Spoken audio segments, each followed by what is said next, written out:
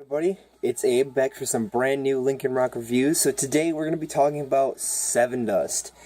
So we're going to actually pack in two albums. Their very first album, which was the self-titled debut, and then which the main focus of the video will be Sevendust's Home, which is the follow-up record to that. So I'll explain as I go here why the first album is only going to be really shortened review, and why just in general why I'm doing that and packing it into this video.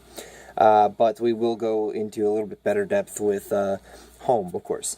So we're going to start with, of course, Sevendust's self-titled album. So now this record particularly isn't my favorite record, and for me it is the weakest point in their discography. There are some very notable songs, which are the ones I'm going to mainly go over, which is just the main two. Just kind of give a quick collective over it, and on top of that, I am not passionate enough about the record to give you depth about it. So I just don't want to review it and do it a really bad review of it. So we're just going to go over it shortly and give you kind of my basis review of it. So the two main songs that I was talking about are Black and Bitch. Both of these songs are huge songs for Sevendust. Black is very well known. I say it's easily the song that when you hear Sevendust is probably one of the songs you know. They actually did a newer version of it on the acoustic album, Time Travelers and Bonfires, that came out in 2014. This was really popular on like Sirius XM Octane and a lot of hard rock radio, but it was the acoustic version of this song basically, and I mean it kind of renewed it, and you know it's that song I think everybody will immediately cling to, and that did come from this album. So I think that alone that makes this album what it is and gives it that, you know, that status. So, and then there's my personal favorite song, and I know this was a really popular one too. I think it was actually one of the singles. I could be wrong, but I believe it was. It's Bitch. I just love this song. I really like this song, and particularly I like to use this song as an example for where they went with Home. And again, another reason why I really wanted to push this into the same review, because I think some of the basis of what they did on this record that kind of was undefined but was there became defined on the next record and became much more of what that record is. And we'll get a little deeper into that when we actually start talking about Home. But between those two songs, I love both of those songs. They're awesome. There were some other great ones on here. I believe there was like Too Close to Hate was a really good one if I remember right, and My Ruin, and a couple like Prayer I think was another good one. There was a few good ones on here. This reminds me of like a really early, or like a late 80s, early 90s kind of just metal record, just straight pure metal, just not like, you know, branching into like new metal or any of the other subgenres. It's just a straight metal record, and they did a great job with the record, and overall, I mean, it's still a good record. It's particularly not my favorite, and I don't listen to too much on it. I particularly only listen to Black and Bitch off of the record, because of the only two major songs that I love off that record. The rest of the record is a really solid record. It was well done, and I think it was a good starting point. I mean, obviously, without that starting point, there wouldn't be the rest of the band's discography. So, this is a solid, you know, it was a solid starting point for the band, and I have to give that major credit to it. So, and I'd say I give the whole album as a whole about, we're gonna go about 7 out of 12. So there's my review of the self-titled. Now we're going to get into the lengthier part of the review, which is the album most of you probably came to see. It's Sevendust's Home. Now this record is a huge record. It's just a massive. It's so heavy. It is the heaviest. I'm going to say without a doubt, it is the heaviest record in Sevendust's arsenal. So let's just start going into it like we do all of our rest of our reviews. So we're gonna start talking about the title track, which is the opening track as well. Home. This is just when you pop in this record and you listen to this, it starts off and you get an extreme right hook to the face. There is no chill with this record. It is straight out of the gates, heavy, blistering, aggressive. It's kick ass, and that is the one huge thing you'll notice straight away with this record. And just from that one song makes just this huge leap from where they kind of had this, this very kind of like just plain straight in your face kind of cool aggressive metal that they had on the first record to this just blistering, heavy, dark, deep, just very low, gutting riffs. It jumps from being just metal to being a different kind of metal, and it's much more defined. This record really hones in a lot of where the band went from this point forward entirely. When you listen to this record, you can find some plenty of points in this record that you can go and say, hey, okay, maybe this is kind of like the forefront to where they went with this album or with this song or with this record in the future. So you'll find that out a lot in this record, and Home is definitely no exception. This song it's so heavy when you get to hear it for the first time, and it's easily, I'd say, either the most aggressive or second most aggressive song on the record. So then I'll give that song about a 5. This record is going to get a very high review, especially I've been listening to it a lot lately. It's one of my, I guess I'd have to say probably one of my favorites. It actually, a lot of the songs, there were 2 or 3 songs, I think, when I first got into the band, first got into the band that I heard off this record. And then I heard most of their earlier stuff, and I hadn't really gotten into their later stuff, but when I did, that's when I became, I like to consider myself a huge fan. Sevendust is my second favorite band of all time. I don't know if I've ever actually said that on here. I know I've said that Trivium is my favorite band of all time, but my second favorite band of all time is Sevendust. So, but then again, let's back into the review. I don't want to get off too topic here. So, going into the second track, Denial. This is hands down my favorite song on the entire record. It is one of my top 3 favorite songs by Sevendust in general. This song is, I actually never heard this version until, I think, last year. The version I only ever heard was off of the Time Travelers and Bonfires album. It was the acoustic album, and I only heard the acoustic version, and that was the only version I knew. And when I heard this, this was a huge kind of change from that. It's really cool, the day and night difference between the 2 versions, and how, like, even though they're the same song, you get to hear kind of the different lights of each side. Now, I personally, I prefer this version of it much more than the acoustic version. But nonetheless, this song is it's epic song. Definitely, the chorus is what's probably the most notable portion of the song.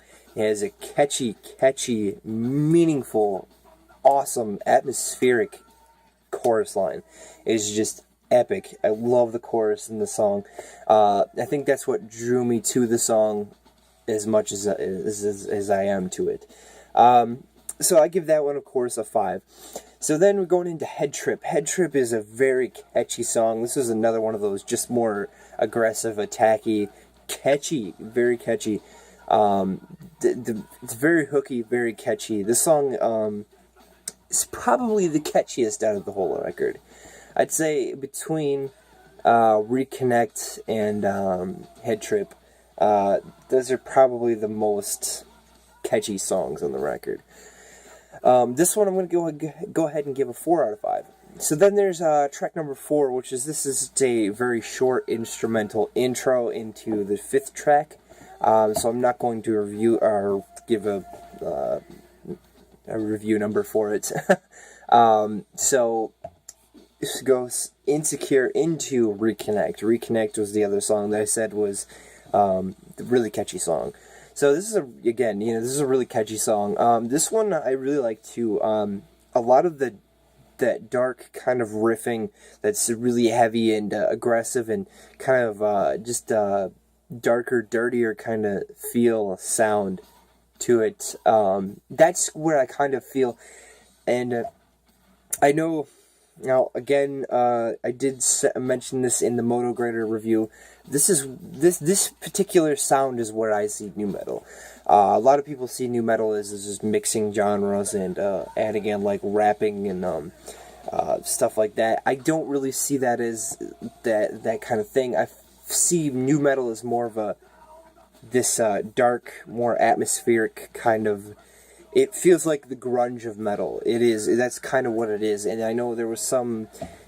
So when you go to listen to grunge, it has that dark, more brutally honest, open, dark, atmospheric, kind of more musical style and taste to it. And that, to me, is what that's what nu metal is. But of course, just more metal and just really heavy stuff. Really, really heavy stuff. Particularly, I think nu metal is probably some of the heaviest metal. And I know probably out of the gates, a lot of people are going to be like, you shut the hell up. No, but I honestly, it's different from where a lot of people view it. And I know that my views towards it are different, but, everybody does have different opinions, so it is what it is. But that's how I view nu metal, and this is a song that I could say kind of has that summarization of where I feel nu metal is. So that if you wanted to kind of get my point of view of nu metal, listen to Reconnect. Definitely one of those. Honestly, listen to this record. This entire record, for me, this is a nu metal record. Just the dark, atmospheric, kind of spastic, aggressive, dark, colorful, brutally honest kind of lyrical style and power and push, and it's just this is like a basic summarization of nu metal for me, as well as like Moto Grader and Korn's self-titled album, and I'd even say Mudvayne, like I'd say between LD50 and The End of All Things to Come, those two records as well. So that's where I kind of view as nu metal, where I know a lot of people more or less view early Slipknot as nu metal, where it's a lot more rapping, and even Limp Bizkit, it was considered nu metal. I really don't think either of those two bands are really nu metal. I mean, Slipknot is, but they kind of mixed nu metal into what they're doing. That's where I view it. I know that sounds a little strange, but that's how I view that. And Limp Bizkit, I just not even get into that. So anyway, going on, continuing with the discography here. So Reconnect, I would give another 4 out of 5. Waffle, this was one of the first songs I've ever heard. Actually, I think it was the second song, third song. Praise was the second song I ever heard by Sevendust. This is the third song I ever heard by Sevendust. Waffle, this is one of those awesome, it has a really, really heavy chorus, but it has an awesome, dark, atmospheric verses, and I love the way the transitioning through it, and I love the song in particular. It's a really good one. I'm gonna have to give that one another 5. So then we go into Rumblefish. Now this is one of the songs that's really kind of a fun song. It's very, very spastic. You could even say he's kind of rap screaming in it. Kind of. In a way, yeah. I mean, it's more of a really just rhythmatic vocal style on this, because it's the only song like it on this entire record, and from, honestly, from any of Sevendust stuff in general. But there also this also goes by an alternate name of Ass Drop. I didn't really I saw that once on, I think it was like the greatest hits kind of style CD, and I was like, what the hell is this? And then I didn't realize that Rumblefish and Ass Drop were the same thing. But if you ever hear somebody say Ass Drop as a song, that it's Rumblefish off of this record. So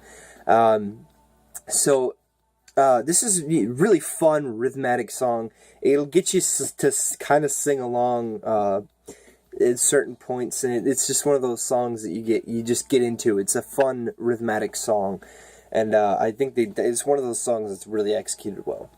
Then I'm gonna give that one a 5, because it is a really fun song, and I like listening to it. Then it goes into track number 8, Licking Cream. This is not particularly my favorite song.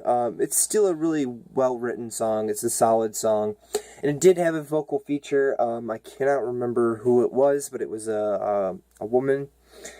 I hate myself for not remembering who it is at the moment, but there was a vocal feature on that song, on that track, and I'll give that track about I'm gonna give that one a 3 out of 5. Again, it wasn't really too much of my favorite song, but it is still a good song, so I can't knock it any lower than a 3. Grasp. This is absolutely probably one of my top 5 favorites, and I actually hadn't even really heard this song before until I listened to the full album all the way through, and I just kind of found it, and I was like, oh man, shit, that's really good. This became quickly one of my favorites on the record. I'm going to give that one about a 5 as well. Crumpled. This song is another one of those style of kind of like Head Trip or Reconnect. And same with the next song, Feel So. Between those two songs, those are the style of the record, more or less, than the style of what they're doing with the album before or any of the albums forward. Which is also where I wanted to bring up the point again, that this record in particular, it has this very dark, very heavy, very pounding, gritty nu metal style. But when we move forward onto Animosity, we drop the nu metal aspects, and it becomes a different kind of maybe alternative metal, if you will. It still has some very heavy stuff, but it becomes more about that atmospheric, artistic style, that dark, open, just style that Sevendust is really known for now. And it also adds in more of that hard rock stuff, because it has some lighter songs in it, whereas this record is straight top to bottom, just heavy all the way through. Now, moving forward from that into the future releases, they have the songs that aren't as heavy, and they do have slight breaks, and which is nice. It feels good to have songs like that, and it's definitely appreciative. And these two songs in particular, they have some cool, those atmospheric style on top of the really just heavy, kind of gritty, in-your-face, aggressive style riffs, and awesome rhythmic vocals, and awesome rhythms. They have fantastic rhythms throughout this entire record. That is one thing I have to give them major, major credit for. This is a very badass rhythmic album. So those two songs, Crumpled and Feel So, I'm going to give them both a 4 out of 5. So then we go into Grasshopper. Again, this is another intro prelude style track. It's literally 8 seconds. So you blink, you'll miss it, basically. It's just a kind of in-between track, and I think basically they're just kind of singing something funny. It's something it's something kind of fun for the album. When you go listen to the album, it's something fun to have on the album when you actually go and listen to it through. So then after Grasshopper, we're going to go into Bender. Bender is the final track. This is a really solid track. It's just a really, it's, again, I even compare this song again to, like, Feel So or Crumpled, or, you know, like I said before, Reconnect or Head Trip. It feels like it's from this record, and it's the style that this record creates versus where, like, records like Animosity, Seasons, and so on and so forth, create.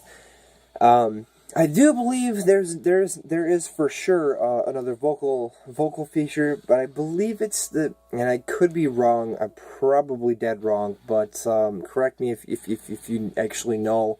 But I believe to me it sounds like the vocalist of Deftones is singing on this track as well. Again, I could be 100% dead wrong, but that's who it sounds like. If not, I might put it in the link in the description to, like, the Wikipedia page saying, or so-and-so sings on this track or whatever, just so you know if you are curious. But, so yeah, that's all 13 tracks. There's all 13 tracks of the album. Definitely, it's just a pounding, heavy, gut-wrenching, kick-ass dark record. Definitely a far superior record than the original, than the self-titled debut. So basically, that's my overall opinion on the record. It's worth it. It's really worth checking out, especially if you're looking for something heavy. You're looking for something dark, something kind of in the new metal-ish genre. I think this is something I think you'll really like, really appreciate. It's definitely it's just a kick-ass record, and I think a lot of people really, really enjoy the record. It took me a few times to get through the record, because I've listened to it periodically throughout growing as a fan of Sevendust. This would not be the first Sevendust record I would tell you to go to listen to. I would definitely tell you to go listen to something more along the lines of Animosity, the new album Kill the Flaw, or even Cold Day Memory is another one of those ones that I feel between those three records are probably fantastic starting points with the music that Sevendust creates. And then I'd say get into this one a little bit after listening to it. If you like what Sevendust has, you'll kind of like what this record does, but this record is a much heavier record. It's a darker, a little bit more brooding, more aggressive record. So I'm going to go ahead and give this a record a 10.5 out of 12. This record just kicks ass. I can't express it enough. It does an amazing job of just being heavy and just epic. Definitely, it's within my top four favorites of Sevendust easily. Yeah, I mean, this record is just it's amazing. You just have to go listen to it. If you're a fan of Sevendust and you haven't really heard anything off of Home, go check out Home. It's a really heavy, awesome, kick-ass record.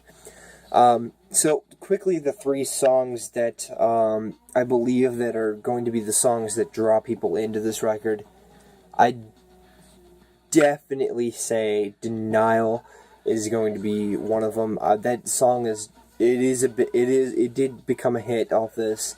It's heavy, it's dark, it's my favorite too. So I'm sure there'll be other people who will really enjoy that song. I'd then say Waffle for sure. Waffle was another one that was really well known from this record too. So definitely one of those songs that I think people will cling to.